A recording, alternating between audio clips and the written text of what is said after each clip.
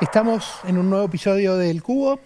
Hoy nos acompaña Francisco Oga y para comenzar, como hago en otros casos, con una pregunta que es: Fran, ¿qué sentiste o qué perdiste para darle lugar a que tu empresa crezca y se fortalezca? Bueno, Miguel, antes que nada saludarte y bueno, empezar contestando directamente tu pregunta. ¿Qué perdí? Si la palabra es perder, ¿no? Creo que se pierde el miedo. Se pierde a veces esos pequeños monstruos que tenemos adentro y que nos sabotean un poco de hacer determinadas cosas. ¿Qué cosas? Son muchas, son muchas situaciones a las que uno a veces no quiere afrontar y abordar, desde, por ejemplo, la posible relación de dependencia, ¿no? De la relación de dependencia, de situaciones de tiempo que uno puede perder, de los riesgos que conlleva no estar haciendo otras cosas cuando inicialmente emprender es difícil, es riesgoso, no siempre es económicamente rentable. Entonces, mientras uno está emprendiendo, iniciando ese camino, está perdiendo otros caminos. Y a veces se pasan muchos años, esa es la realidad. Así que si hay algo que uno siente que perdió, creo que en definitiva es algo positivo, que es perder el miedo a eso. Estamos con Francisco Oga. Francisco es el fundador o cofundador, porque son dos los socios, de firmalaboral.net. Esa es la marca de su compañía. Así que contarle a la audiencia quién es Francisco y qué hace tu empresa. Bueno, mi nombre es Francisco Oga. Yo soy cofundador, como bien dijiste, de Firma Laboral. Junto con Daniel emprendimos un proyecto, una plataforma, un software básicamente, que lo que hacemos es vincular a las empresas con sus empleados. Ese es un poco nuestro propósito, nuestro sentimiento en cada una de las cosas que hacemos. Al día de hoy Firma Laboral tiene un foco muy puesto en todo lo que es documentación firmada con firmas digitales y electrónicas entre la empresa y sus empleados. La plataforma hoy alberga más de 400 empresas de distintos tamaños, de distintas industrias, de distintos verticales, desde una empresa con 7 empleados hasta empresas con más de 1.800 empleados. Y diversos rubros. Así que lo que hacemos es tratar de acompañar al Departamento de Recursos Humanos en el camino de esta digitalización, que tiene muchas etapas, muchas fases. Siempre decimos que bueno, lo fundamental es tener un marco legal para todo lo que es la documentación digital, tenga una firma electrónica, una firma digital, y a partir de ahí que el empleado se vincule con la empresa a través de una aplicación. Entonces, para la empresa es mucho más fácil, mucho más rápido poder hacer una difusión de toda la información que quieren, desde los cumpleaños, situaciones, eventos que tiene la empresa, evaluaciones de desempeño, control de horarios o fichadas, hasta los recibos de sueldo, que es el leitmotiv, ¿no? de la plataforma, y por el cual el empleado o el personal de la empresa descarga la aplicación y trabaja con nosotros también. En alguna oportunidad, conociendo un poco la historia de Francisco, él tomó uno de dos caminos. En aquella oportunidad recuerdo que conversábamos de una alternativa que era ir muy rápido, buscar inversión de riesgo. Eso era como ir en una ruta argentina, o sea, con ciertos pozos, a 150, 160 kilómetros, o ir con el capital propio de ustedes como socios de la compañía y ir a 100 kilómetros por las mismas rutas. Y recuerdo que en ese momento me dijiste: hemos elegido ir por este camino de ir a 100 kilómetros y ese es el camino que han seguido. O sea, ustedes no son una compañía que han sido invertida por capitales de riesgo. Cuando tomaron esa decisión de ir por este camino y no por el otro, ¿qué era lo que pensaban? ¿Cuáles son los argumentos que se dieron ustedes para poder tomar ese camino? Recibir capitales de riesgo fueron oportunidades que tuvimos. O sea, en realidad hoy y en el auge y en el momento en que nosotros empezamos, había mucho auge acerca del investment y de todas las líneas, digamos, de posibilidades que hay de que entre un inversor privado a acompañar a la empresa y a la idea de negocios. Eh, y bueno, un poco en el diálogo con distintos mentores, en el cual estuviste incluido, una de las cuestiones fundamentales que fue es básicamente, dijiste esto, ¿no? O sea, es qué ruta uno quiere transitar con la empresa y uno a veces parece que tuviera una sola ruta y la única ruta es que te pongan plata para poder crecer. Y nosotros empezamos a ver también en el mercado de que había un mercado que aceptaba el producto, entonces no necesitábamos tanta ayuda, por así decirlo, para ese crecimiento.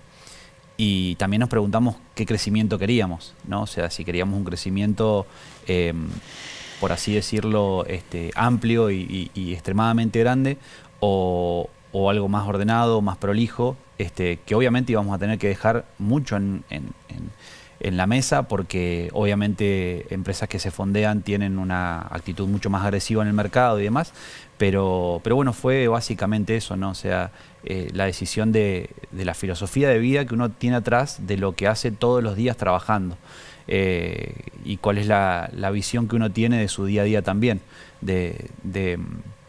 Pesa mucho la familia, pesa mucho la familia cuando uno ve modelos que son invertidos.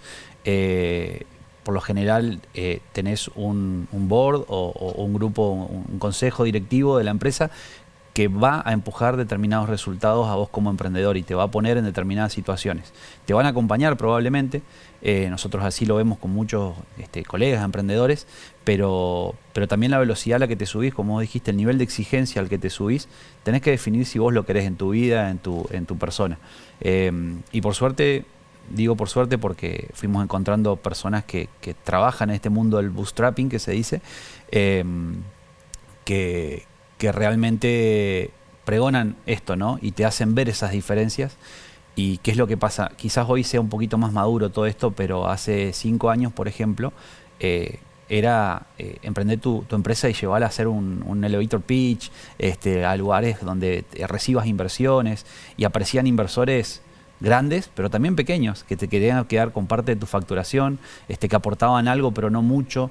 ¿Qué es lo que te aportaban? Entonces creo que si me pedí un consejo, que no me lo pediste, pero que uno puede darle. Te lo voy a pedir más tarde. Bueno, sí. No, digo, es a un emprendedor que está empezando con alguna idea y que ve que tiene algún potencial, que evalúe esto, que evalúe qué tipo de inversión necesita, porque la inversión aparece, pero son como también cantos de sirena, ¿no? Entonces, está bueno evaluar qué quiere para su vida, qué quiere para su empresa, y qué necesita la empresa, claro, también. Cuando ustedes tomaron esa decisión de optar por este camino, pensaron en asumir un determinado riesgo, y por supuesto la cara del riesgo tiene una cara B, que es tener cierto temor a asumir un riesgo mayor o menor. ¿Cuál es la compensación emocional que tuviste? Vos tomaste un camino y dijiste, voy por acá, este es un camino más seguro, pero por otro lado también te deslumbra esa luz, porque en ese momento que ustedes lo hicieron, muchos emprendimientos crecían muy rápido y ustedes fueron por otro camino. ¿Cómo compensabas ese ego que no podías poner en juego? Porque el otro es un partido que les gusta jugar a muchos. Nada, o sea, imaginarte la película de Google con tu oficina luqueada de tu marca, que la creaste, que bueno, como a muchos le pasa, nosotros hicimos nuestro propio logo, o sea, y trabajamos de esa manera tan artesanal, y que todo fue creciendo, y pensar a tu empresa en esa escala, creo que es el sueño de cualquiera que emprende, ¿no? La realidad que después te empezás a dar cuenta que eso tiene mucho costo, ¿no? Y demanda una estructura mucho más grande, y vas entendiendo de que quizás esas ilusiones que a veces uno tiene como emprendedor y como pequeño empresario, obviamente tiene que empezar a saber qué cosas dejar de lado y qué no. Y bueno, obviamente ese es un poco de los costos que uno va teniendo, ¿no? en el camino. Y ese dolor que hoy ya no está, es inicial, porque hoy ustedes, vos bien decías, tenemos mucha cantidad de clientes. ¿Hoy se ha transformado en qué? Digo, ese dolor, ¿cómo juega hoy? ¿Dónde lo ves? ¿Qué partido está jugando en términos de cómo piensa el director de una compañía que pasó de nada a todo o a un montón en poco tiempo? Nosotros creo que tenemos una estrategia. Cuando digo creo lo debería decir más convencido, pero tenemos una estrategia y hoy tenemos el desafío de definir qué estructura va a ser la que pueda cumplir esa estrategia, ¿no? Sabemos hacia dónde vamos, qué queremos, qué crecimiento, qué producto queremos tener, hasta dónde sí, hasta dónde no. Y tenemos el gran desafío de definir la estructura que va a acompañar ese emprendimiento. No es fácil, es algo complejo desde el punto de vista de que es una prueba y error con mucha sangre en el camino en términos de decisiones equivocadas, costos y mucho tiempo, ¿no? Uno toma una decisión en términos de una política comercial agresiva y tenés que estar, no sé, de mínima 3 a 6 meses tratando de respetar todo eso, desde contratos, desarrollo de producto, entregables y la respuesta de soporte al cliente. Bueno, todo eso lleva su tiempo. Y si uno no lo lleva con la sapiencia de que el camino de la empresa es lento y que en definitiva va a ir llegando y tiene que ir viendo esa data que uno tiene que ir encontrando para tomar otras decisiones que vienen más adelante, nada, creo que en definitiva ese es uno de los puntos que tiene que tener en cuenta, ¿no? Recién decía, una de las cosas que buscábamos era una oficina de Google, del tipo Google, o lo que nos imaginamos por la oficina de Google, con el logo nuestro. Supongamos que hoy tuvieras esa posibilidad. Viene alguien, te golpea la puerta y te dice, yo te dejo tanto dinero arriba de la mesa, ¿le entregarías la llave de tu oficina de Google de hoy? Lo personal, y creo que coincidimos un poco con mi socio, que aprovecho para mandarle un saludo a Daniel, tenemos la forma de ver la vida en el concepto del bootstrapping, ¿no?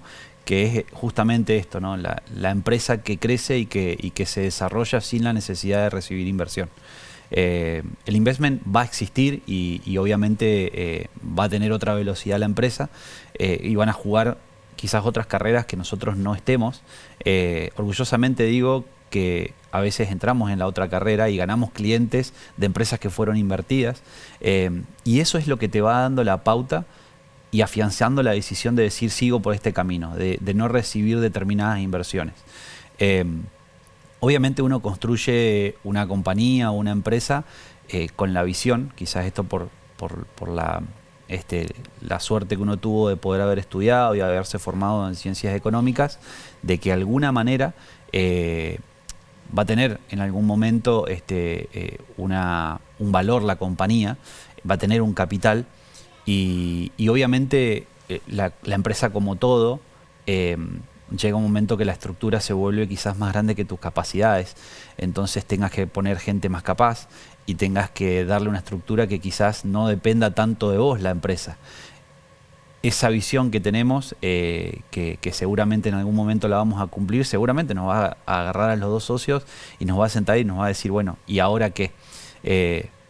Ambos somos emprendedores, Daniel desde el punto de vista de la programación, desde el mundo del software, y yo desde el punto del marketing y la comunicación. Nos gusta ver negocios por todos lados, ver dónde podemos participar, dónde no. Somos emprendedores por naturaleza, entonces también eso va pesando arriba de la sociedad y de alguna manera también nos va haciendo preguntas de la diversificación, hacia dónde ir, dónde tienen que estar puestos, digamos, los huevitos en qué canastas y las apuestas que vas haciendo, porque lo que era antes una empresa, hoy es un producto de una empresa que mira ese producto, ¿no? Nosotros inicialmente éramos eso, o sea, éramos una empresa que era 100% el producto y estamos tratando de diversificar en otras visiones, ¿no? Cuando vos hoy pensás en la compañía, el recorrido que tuviste y tienen éxito desde el punto de vista de ese crecimiento, ¿cuándo sentiste que te desbordó? Esto es como un montón para mí, ya me empiezo a plantear si tengo que aumentar el equipo de trabajo, si tengo que poner más recursos. ¿Cuándo sentiste que te desbordó? Mira, no sé si respondo directamente a tu pregunta, pero nos pasó algo, nos pasaba y nos pasa todavía, que bueno, uno emprende, entonces aparece el primer cliente y obviamente brindás y estás feliz. Y aparecen los 5 primeros clientes y vos decís, bueno, ya es algo que funciona. Mirá cuando tengamos 100 y ves ese 100 de manera muy lejana. Un montón, ¿no? claro. Sí. Aparte, es muy difícil como de pensar en cumplir eso, ¿no? Claro. Bueno, hoy son 400. Entonces nos pasaba muchas veces que mirábamos datos en el servidor, de los usos de los clientes, del volumen de uso de la información, y decíamos, qué loco, ¿no? Qué amplio aparte que es el hecho de que te elijan tantos clientes, qué responsabilidad tenés, y creo que eso en definitiva, no digo que desbordó, pero sí nos fue replanteando desafíos. Fue una época en donde Daniel particularmente trabajó mucho en la infraestructura del sistema. Vos conocerás un poco de este mundo y uno empieza haciendo un sistema de una manera y ese sistema que atendió a 10 o 15 empresas o a 100 empresas no puede atender a 500 empresas, claro. Desde un montón de perspectivas. Entonces, creo que ese es un punto y fue un punto que en lo particular, quizás no porque lo mío era vender, pero desde la estructura, desde el back-end que se le dice, fue un desborde operativo que bueno, nada, Daniel y los chicos de la parte de programación lo pudieron ir acompañando, ¿no? ¿Cuál es el momento en que vos alguna vez sentiste que le habías escondido, iba a decir la palabra mentira, pero es como fuerte la palabra mentira, pero le habías escondido algunas cosas a los clientes, al próximo, que le estabas sobrevendiendo algo? Bueno, no sé si en firma, sí, posiblemente y seguramente, pero como te decía, bueno, emprendí desde joven y es la típica del emprendedor de saludar siendo nosotros y sos uno solo, claro, ¿no? Estás en la computadora diciendo que desde el equipo te saludamos y en realidad estás solo o claro, prácticamente solo. Claro. Mentira piadosa, ¿no? Una mentira que uno trata de autoconvencerse también, ¿no? De alimentar el ego de uno de que algún día vas a llegar a eso, del equipo. ¿Cómo te llevas con el ego? ¿Qué cosas te decís para que el ego esté, pero no te sobrepase? Mira, la verdad que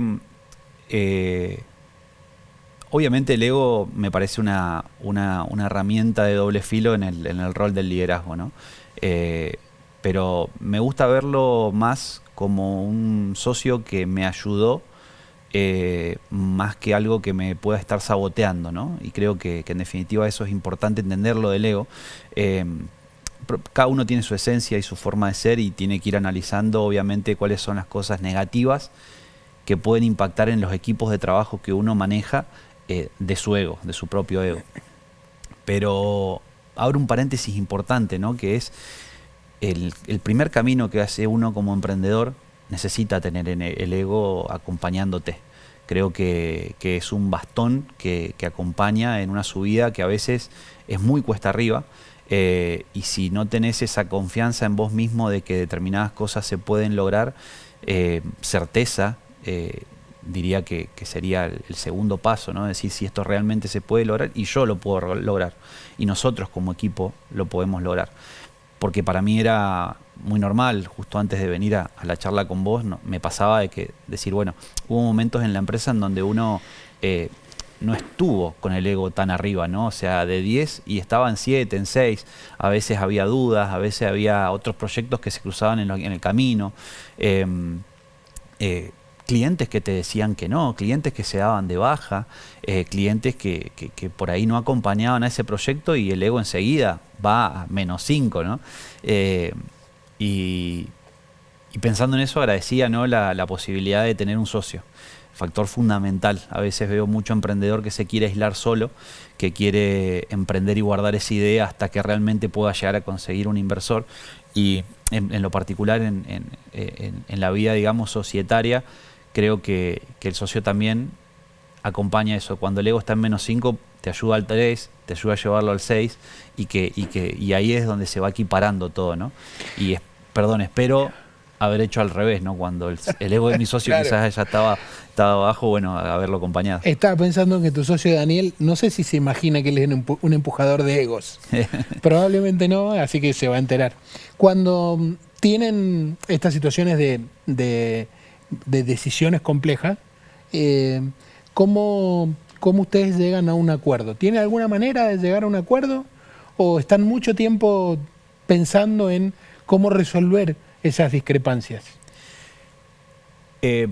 La verdad que son situaciones que tratamos de hacerlas estancas en términos de que las decisiones comerciales son de uno, las decisiones operativas y más de producto son de otro y nos vamos mezclando. Eh, y se dan situaciones en donde obviamente esto es natural en cualquier empresa que desarrolla cualquier cosa, hay una persona que tiene un enfoque más técnico y te dice las limitantes técnicas que puedes tener de algo que a vos comercialmente se te ocurre, ¿no? Entonces, esos momentos son los más lindos porque vos entendés que del otro lado, de tu lado tenés ciertas ambiciones en cuanto a producto y necesidad de vender y del otro lado te van poniendo como determinados frenos.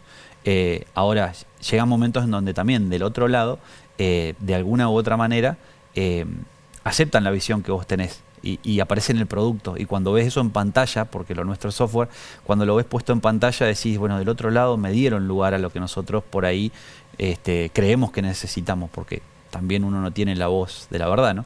Así que es así. ¿Qué frenos te pones hoy en esta etapa en la que tu empresa alcanzó un escalón de estabilidad, pero seguís siendo el emprendedor que eligió bootstrapear? Hago un paréntesis y le explico a la audiencia que el bootstrapping es una manera de que las empresas crezcan con su propia generación de resultados.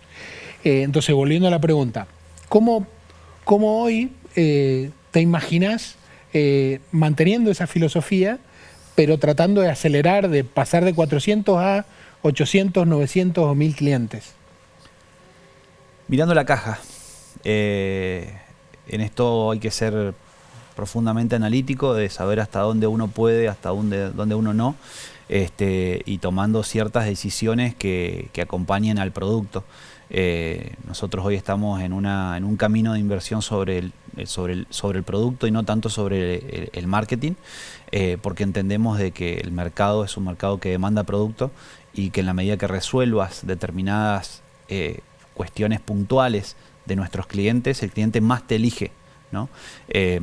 Entonces, hoy el camino es ese. Es un camino que cuesta porque obviamente esto es software y lleva mucho de tiempo, de gente y de pruebas, pero que en definitiva, bueno, entendemos que un poco ese es el camino, un camino ordenado, porque es un camino, bueno, vos sabrás que el gasto en lo comercial es un gasto muchas veces un costo hundido. Claro. Cliente que invertiste pero no adquiriste, es plata que vos no la podés ver, entonces por el otro lado, uno invierte en un producto y lo va haciendo cada vez más rico, más fuerte, más sólido, más ofertable, ¿no? Más vendible del otro lado también. Entonces, hoy está esa ecuación puesta en miras del crecimiento. En general, las empresas, en algún momento vos decías que tenías la idea de la oficina de Google. Y en este mundo de hoy, y sobre todo en el mundo del software, buscan ser más eficientes que muy intensos en capital de personas. ¿Te hace alguna... te incomoda el hecho de que esa oficina de Google no sea de 200 personas y sea un equipo más chico, más eficiente, más ágil? Creo que depende de las tareas. Creo que depende de, si me lo preguntás en términos del liderazgo un poco de la empresa que hoy tenemos, el desafío está en definir las tareas que hacen falta dentro de la hoja de valor, digamos, o la ruta de valor que entrega por lo menos este producto de software que nosotros tenemos. En función de las tareas creo que se desarrolla esa estructura y en función de esas tareas creo que uno tiene que ir armando esto. Si son 20 o son 200, obviamente la caja lo dice, pero bueno, lo va definiendo un poco esto, ¿no? ¿Qué cosas necesitamos y nuestro cliente necesita?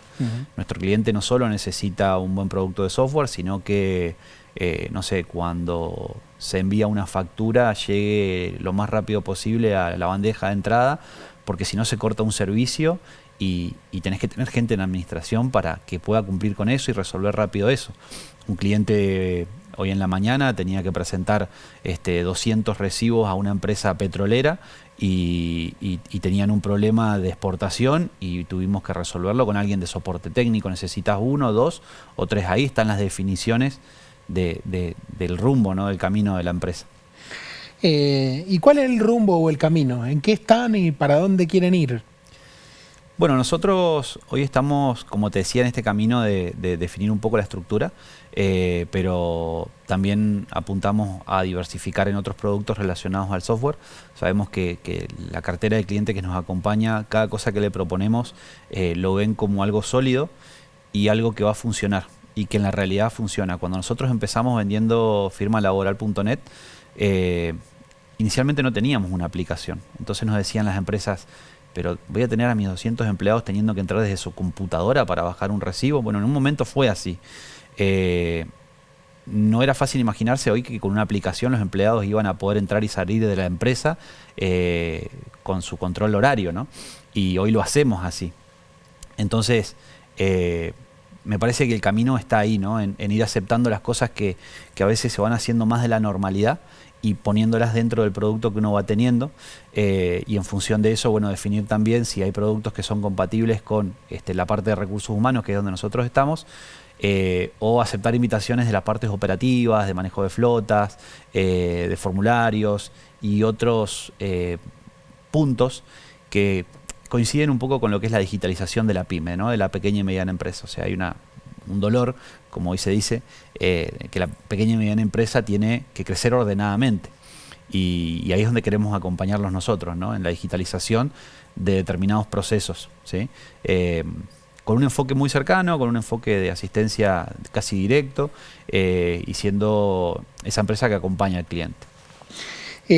Francisco ha hecho un recorrido más allá de su historia y un recorrido de una decisión muy importante, un árbol que se abrió allá hace lejos y hace un tiempo entre una empresa invertida por capitales de riesgo versus asumir su propio riesgo invirtiendo su propio capital.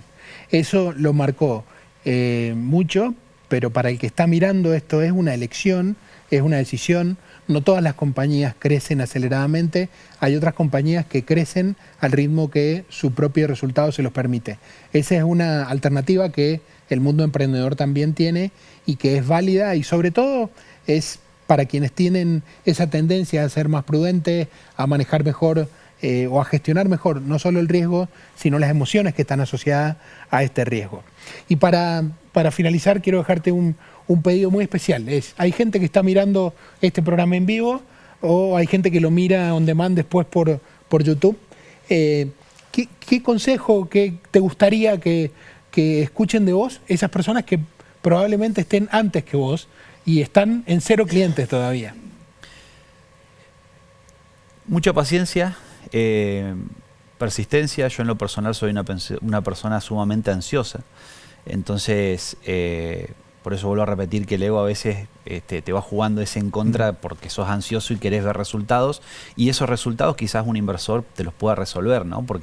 Pero que tengan paciencia, que confíen en el camino que han emprendido, que vayan escuchando al cliente, que le vayan dando forma a lo que están ofreciendo, pero por sobre todas las cosas, más tarde o más temprano ese resultado que uno busca llega.